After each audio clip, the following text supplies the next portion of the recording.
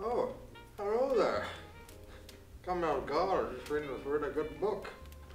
Alright, well, every year, me and you come together to read a book during Christmas time.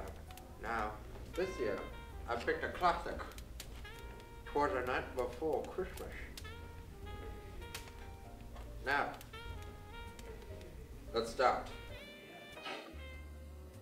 "'Twas the night before Christmas.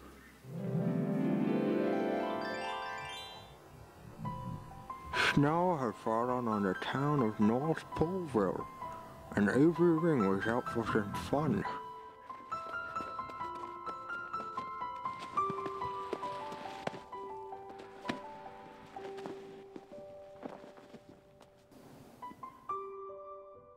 He died that night. Merry Christmas.